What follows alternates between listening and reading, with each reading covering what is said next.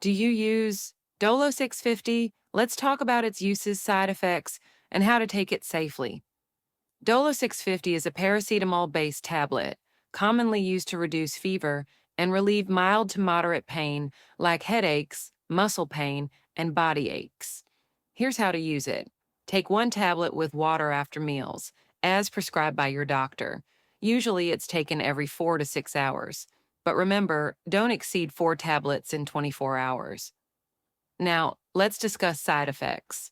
Dolo 650 is generally safe, but in rare cases, it may cause nausea, stomach upset, or skin rashes.